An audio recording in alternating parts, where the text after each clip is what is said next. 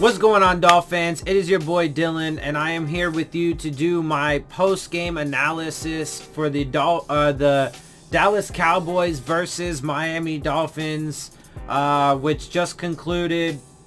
There's a lot to talk about, so I'm just going to go ahead and just get right into it. Real quick, overall, I mean, look, there are some bright spots, right? Sam Agwavin is a bright spot. Preston Williams is a bright spot. You know, Josh Rosen performed all right. He did all right today. He performed admirably. Overall, the offense did, you know, a bit better in the first half at least than, you know, at least moving the ball than in previous games. But it's marginal, super marginal progress there. Jesse Davis exited the game with an injury. We'll have to keep an eye on that. Danny Isidora apparently left the locker room with a walking boot on. So that's 2 down offensive linemen. So we'll have to keep an eye on that. Josh Rosen got evaluated for a concussion, although I don't think there's any legit like concern with it. He did come right back in. But it was just a protocol. But there is that. Allen Hurns, though, did leave the game with a for sure concussion, so he's out at least for a little while. So we did get banged up. And look, you know, at the end of the day, I know there's going to be a lot of people that are going to jump on this you know, wagon that there was a lot of progress made in this game, and especially on offense, and look how we did, we held them, blah blah blah. Dude, honestly, I mean, look, in the first half, I was surprised, pleasantly surprised. They were doing some good things on offense, moving the ball a little bit, but they did only, you know, throughout the entire game, only scored 6 points, had to settle for 2 field goals. You know, there was a missed field goal. There were a lot of mistakes by the Dolphins, ton of drop passes, the missed field goal by Jason Sanders, you know, a bad punt or two, you know, and honestly, if the Dallas Cowboys didn't shoot themselves in the foot so much, this game probably would have even been even more out of hand. And honestly, the way that the game went in the second half is really more emblematic of the reality of the situation. The Dolphins are built to be a bad team, and the Cowboys are a good team. And they have one of the best offensive lines in football. They have a really good offense and a solid defense, and they played, you know, like that in the second half. And that's how I expected the game to be throughout all of it. Yes, they did surprise me a little bit, but you know, I think that I mean, at the very least, you really got to temper yourself and not, you know, get too hyped up in that, because I think a lot of it is not real, right? Like, a lot of it is due to other things, right? Like I said, I mean, there were so many penalties on Dallas today. I think there was like 8 of them that were accepted, but there were definitely more than that.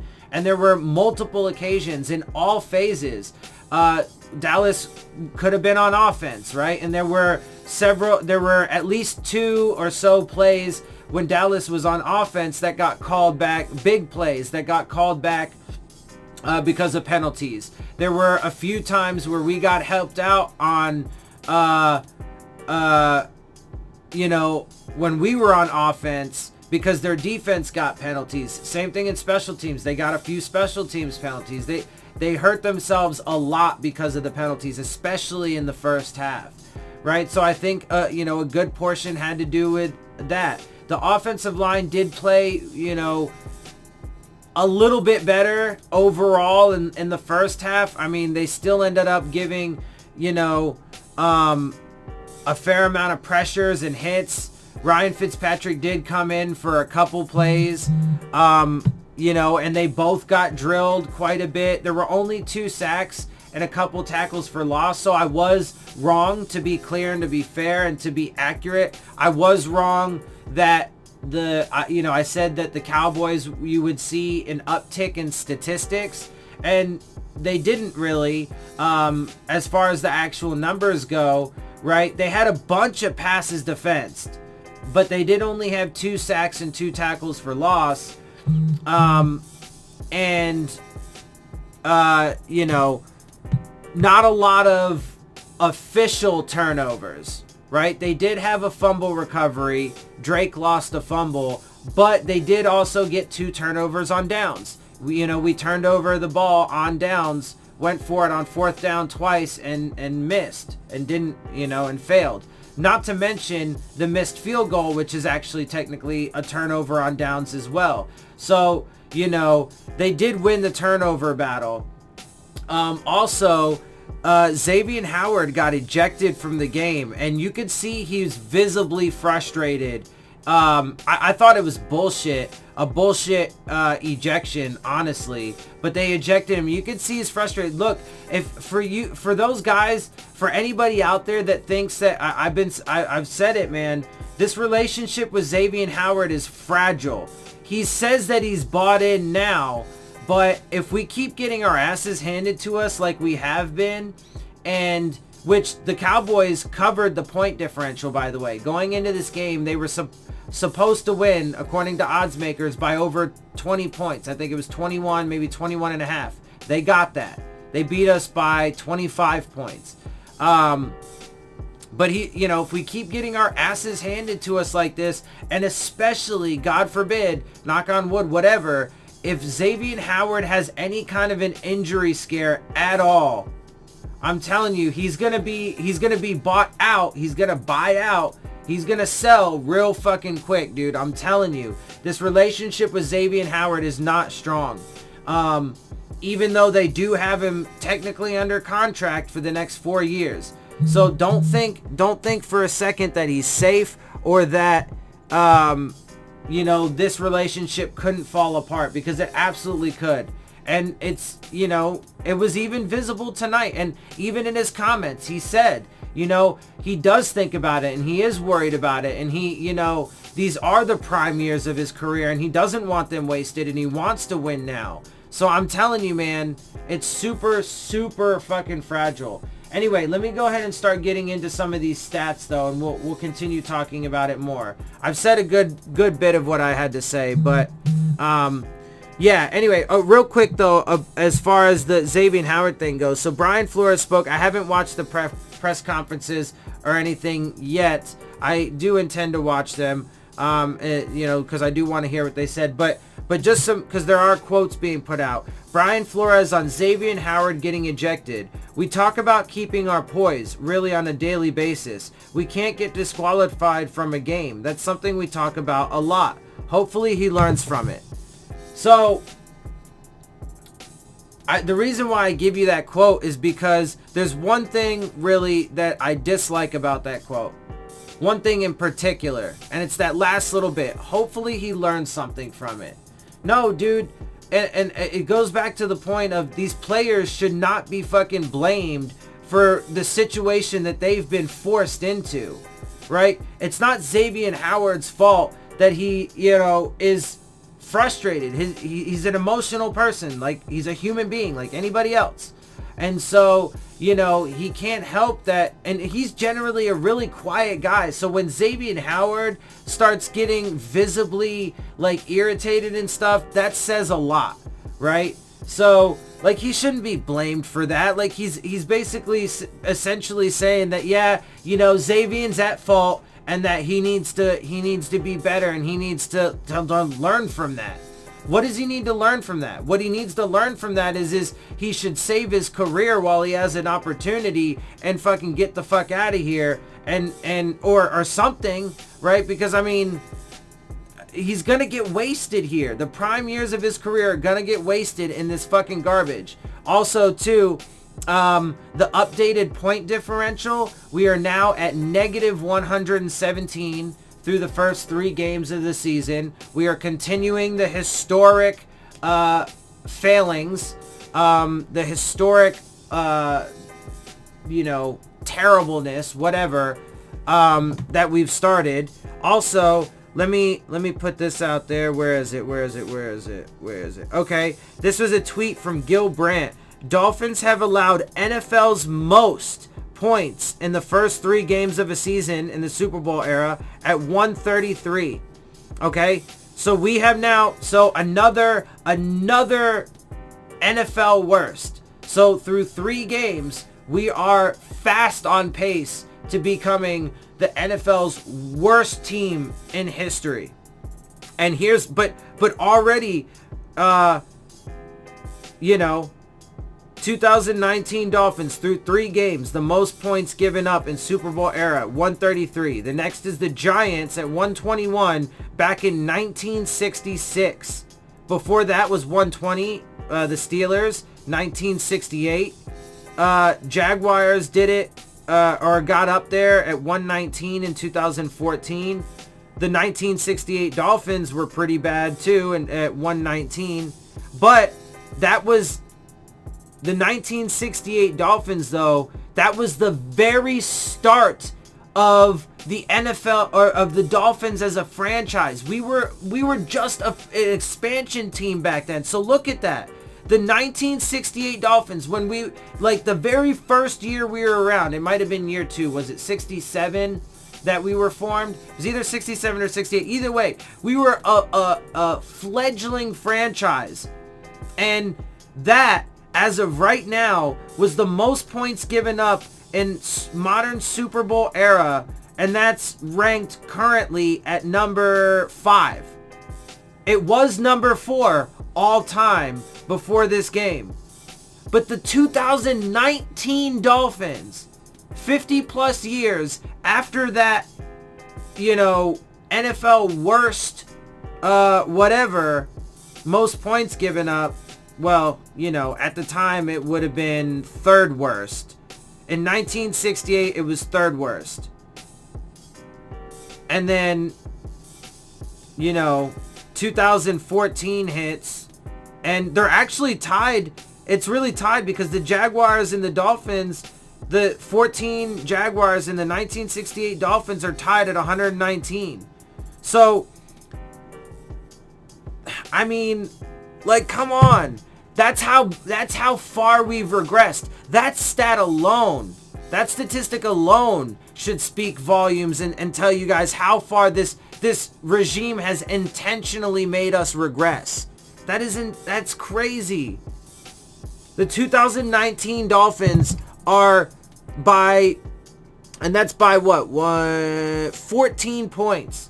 Through 3 games, we've given up more, 2 touchdowns, a full 2 touchdowns more than the 1968 Dolphins gave up in, like, their very first year ever as a franchise. And at the time, it would have been 3rd worst in NFL history. After 2014, it was tied for 3rd worst in NFL history. Now it's tied for 4th worst in NFL history, and the worst amount of points given up in NFL history, the most amount of points given up in NFL history through 3 games is the Dolphins at 133. We are fast on pace to be, like, we are sprinting towards being the worst team in NFL history. Look, I've been telling y'all this, and it's continuing. All right, so let's get into these stats. So now Dolphins are 0-3. We only scored 6 points in this game, 5 points in our first game, and this was with Rosen. This was with Josh Rosen. Okay, now it's not all his fault, and I would say that he did actually look better overall than Ryan Fitzpatrick has in his time. Now, it is a small sample size, and in the smaller sample size before this game of Josh Rosen, he statistically was worse. And, he did some good things. He's obviously the younger guy. He's definitely got more of a ceiling. Ryan Fitzpatrick has, been at his ceiling for years, right? So he does give you the better chance, but again, this result shows that it doesn't matter. It doesn't matter because, especially the more we get hurt, we're getting guys hurt. Bobby McCain went down for a short bit. We took pretty heavy losses on the offense. Allen Hurns out with a concussion. Reasonably, he should be back soon. But we don't know, man. With Danny Isidora, he had a walking boot on. And Whatever Jesse Davis's issue with his arm is, I think it might be an elbow. But we'll see how bad those are and see how long they take to get back. But the defense, again, I mean, they held tough through a good portion of the first half, but they started getting gashed in the second half because they were tired, as I've been saying was going to happen all year and has happened all year so far. So, I mean, anyway, let's continue on though. So we scored 6 points. The Cowboys are now 3-0. And they scored 31. So we gave up another 31 points in this game, which is, because we started off with 102 points given up. So before this game, we were outscored 102-10. Now it's 133-16.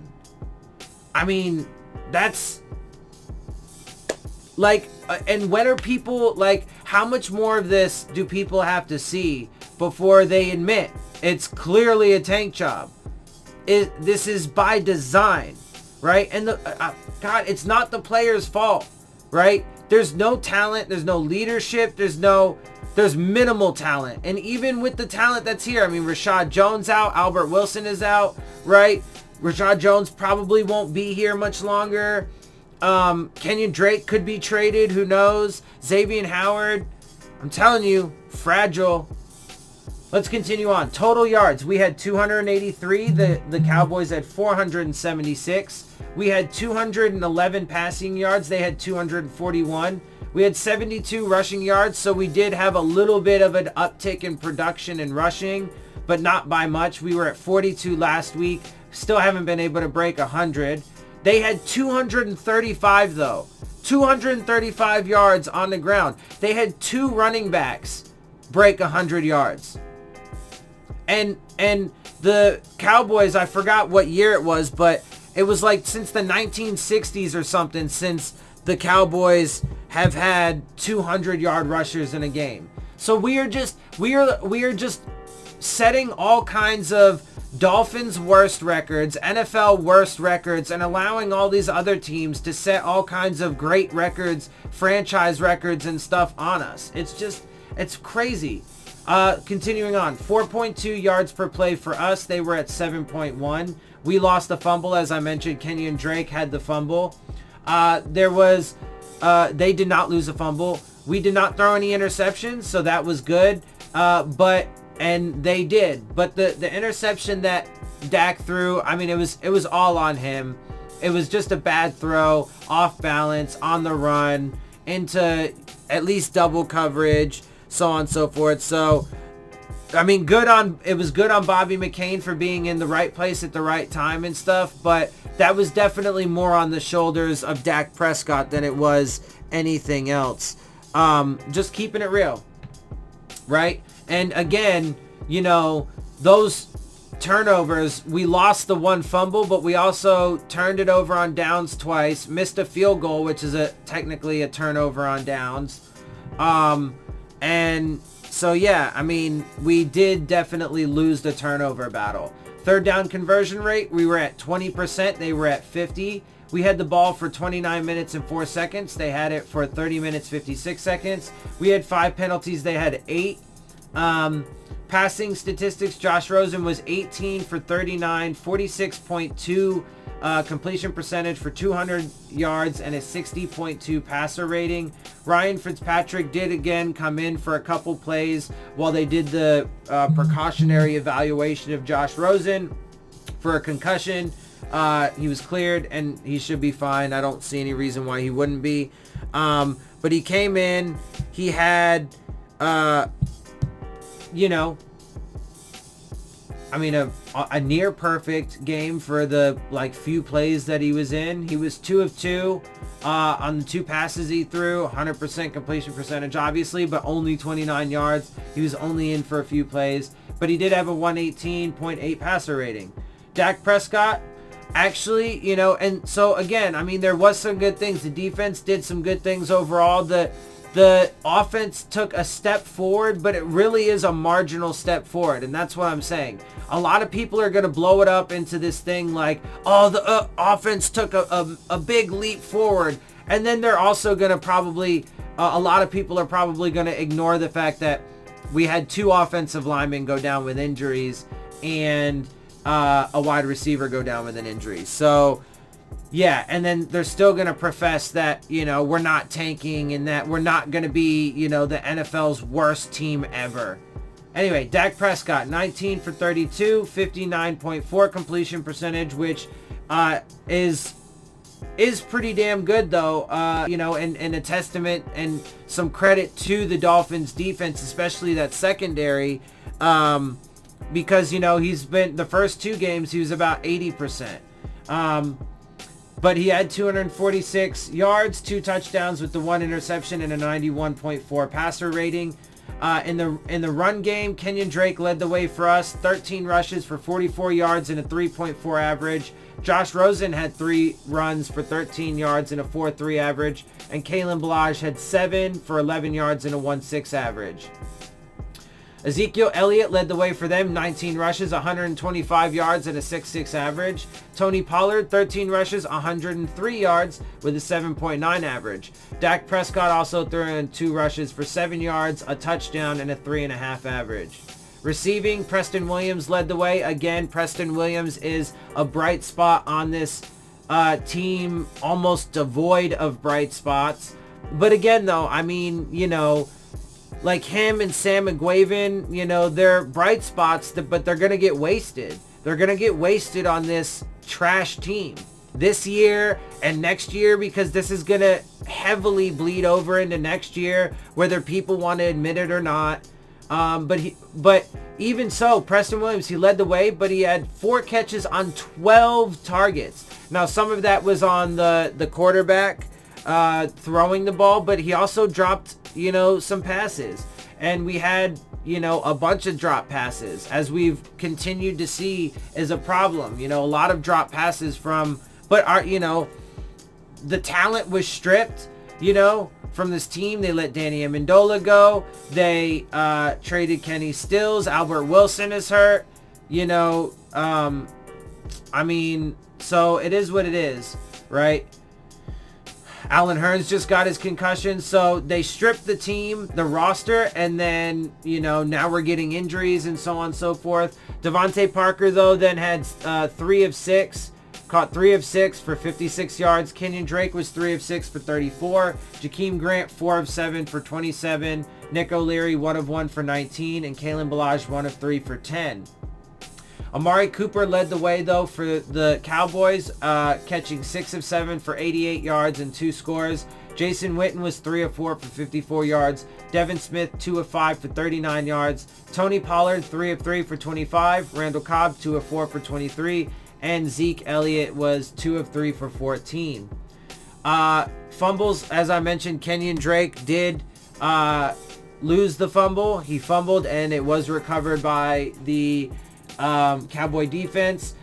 Technically, Bobby McCain and Jakeem Grant have fumbles on them as well.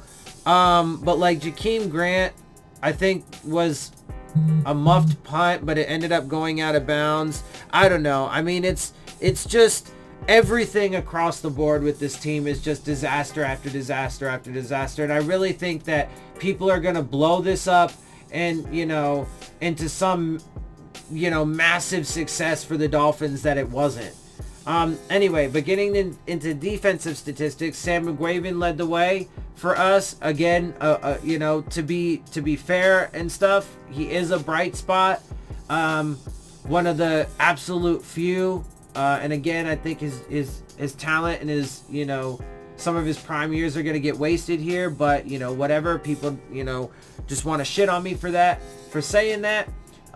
We'll see how it continues to bear out. I mean, it's been that way so far. Historically bad. God damn it. It just irritates me so much. Anyway, he led the way for us. 7 solo tackles with 1 assisted. Walt Aikens had 4 solo, 1 assisted. Christian Wilkins, 4 solo, 1 assisted. Bobby McCain, 3 solo, 1 assisted tackle, 1 interception for 21 yards. That was the terrible pass, interception by Dak Prescott. And he also had 2 passes defensed. Devon Godshaw had 3 solo tackles, 1 assisted. Jerome Baker, 3 solo with a pass defensed. Raekwon McMillan, 3 solo tackles. Steven Parker, 2 solo tackles, 2 assisted with a pass defensed. Taco Carlton, had 1 solo tackle, 1 assisted, 1 sack, 1 tackle for loss.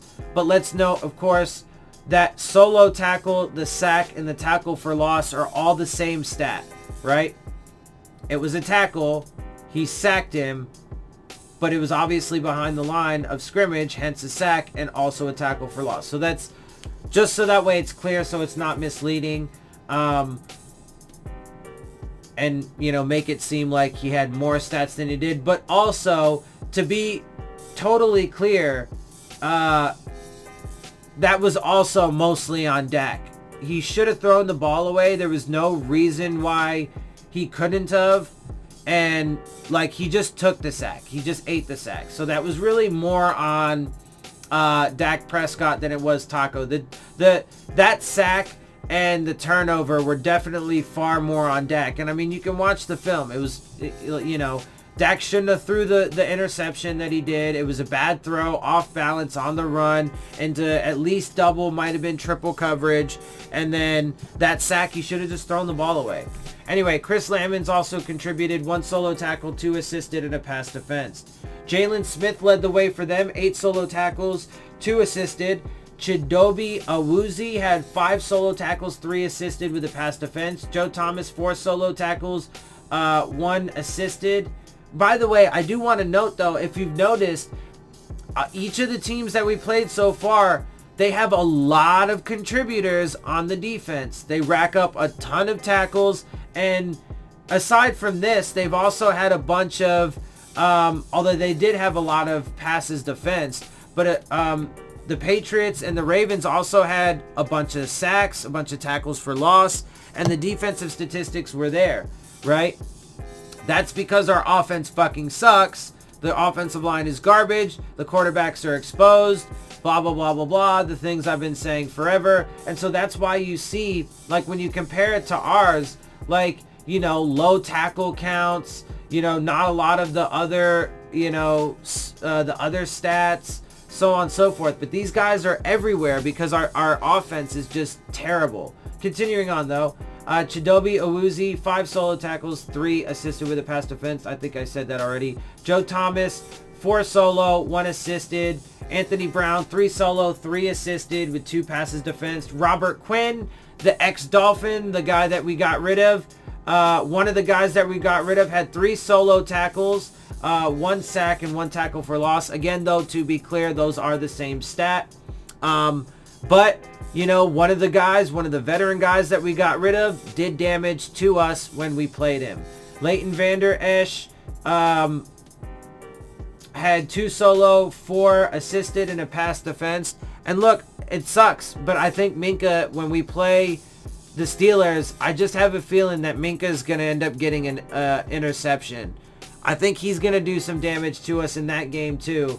It'll just go to show, man, that we let go a lot of, talent for no reason. Anyway, Christian Covington then then contributed 2 solo tackles, 1 assisted, and a pass defense. Jeff Heath, 1 solo tackle, 2 assisted, 1 pass defense. DeMarcus Lawrence, 1 solo, 1 assisted, 1 sack, 1 tackle for loss, 1 pass defense. Darian Thompson, 1 solo, 2 assisted tackles, 1 pass defense. And Joe Jackson, 1 solo tackle and a pass defense. I think they had 9 passes defense, 2 sacks and 2 tackles for loss, and the fumble recovery as well. Yeah, so into the kicking game, Jason Sanders was 2 of 3. As I mentioned, he missed one of his field goals along a 33. No extra points because we didn't score any touchdowns. Brett Maher for them was 1 of 2 on his field goals with a long of 28, but he was perfect on his 4 extra points. In the punt game, Matt Hawk had 5 punts with a 43.8 average, only one of them inside the 20 and a long of 62. And one of them was a pretty bad punt that gave them good field position. It was 30 yards, 33 yards, something like that. It wasn't very good. So, I mean, we're having immense struggles across the board, and don't look for it to get any easier as the year goes on. Chris Jones had 3 punts for them, 44.3 average, 1 inside the 20 with a long of 48. Kickoff returns, Jakeem Grant only had 1. It was 26 yards, a decent return.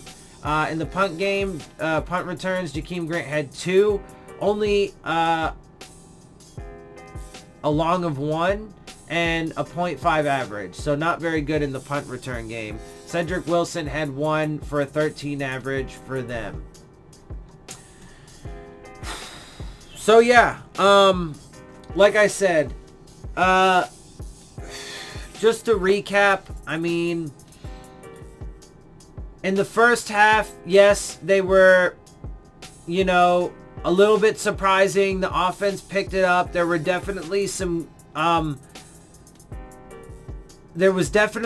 progress made, but it really is super marginal. It wasn't that much. And the offensive line, you know, still played pretty bad overall. They had some good moments, you know, but we did end up turning it over too much, including the turnover on downs, far too many mistakes. You know, we did get held into this game a lot because of the penalties and the self-inflicted wounds that the Cowboys had. But, you know, again, there were some bright spots. Sam Aguavian and, you know, Preston Williams, they are bright spots. But unfortunately, again, I think, you know, they're just going to be wasted on this team. But as, you know, as I expected, you know, we lost not just by double digits, but again, 25 points. You know, we are now, we've now given up the most points ever in NFL history through 3 games at 133. Our point differential is negative 117. I mean, and we're just continuing this trend of historic failure on the field. And it's all by design by this organization, starting with Stephen Ross and all the way down through Chris Greer, Marvin Allen, Reggie McKenzie, through the front office, and all the way down to Brian Flores and subsequently his coaching staff. Although it's not so much to blame, you know, the other coaching staff. I mean, the further down you get, because they have less and less power, right? It's all Stephen Ross. He gets the most to blame because he's the head of it. He's at the very top. And then, you know, then he puts the people with the next amount of power, the next most amount of power is the guys in the front office. Chris Greer, Marvin Allen, and Reggie McKenzie. And then, but don't be fooled, Brian Flores has a lot of power. He is the 4th piece, or really the 5th piece to then that front office. Or 4th piece of the front office, because you could say whatever, Stephen Ross, owner, whatever. Anyway, the people in the room that make decisions. He has a lot of sway over this roster and decisions that are made. And he, at the very least, in other ways, is very complicit with what is going on and is fully accepted, you know, the tank. Internally, not to the public, he decides he wants to continue lying about it. But internally, when Stephen Ross said to him, hey, I want you to tank to get us a quarterback in this upcoming draft, he's like, all right, cool, no worries. And there you go. So, you know, the rest of the coaching staff, I mean, they, you know, they have more responsibility than the players do, as far as I'm concerned. But, you know, are certainly far less to blame than the rest of the organization. And so, you know, like I said, that's where it starts. But I expected another big loss. Again, you know, there was some good things, some bright spots, but really take it with a grain of salt and don't expect that it's going to get any better. We came out of this game with some significant injuries and got embarrassed again and continued the historically bad trend. So, again, that's what we got to deal with. And, you know, we can't, I mean, it's already 3 games in the books and we've already been, you know, I mean, we're already historically bad. We can't erase these 3 games as it is. That's why any Dolphins fan that's like, yeah, man, I'm a true Dolphins fan because I want us to be super bad and suck terribly and be the worst team in NFL history, so that way maybe we can hopefully be good again someday. Like that, it's the most retarded thing ever. That I don't know how you think that's really being like a true fan. Like, why would you wish us to be like heinously bad, right? Why would you want us to go from mediocre to shit? So that way we can possibly, potentially, maybe, hopefully one day be better. I don't know. Anyway, that's how I'm going to end it, guys. I'm going to get up out of here. I do got to move on. I got other things I got to do. So, I hope you guys enjoy my videos and enjoy my analysis and my perspective and all that stuff. If you do, make sure you hit the subscribe button. Make sure you hit the like button. Make sure you hit the bell if you want to get the alerts. Leave your questions, comments, and concerns down in the comment section. And of course, as always, make sure you follow me on Twitter at Dillon Tartaro. And with that, I am out. I'll see y'all soon. Fins up.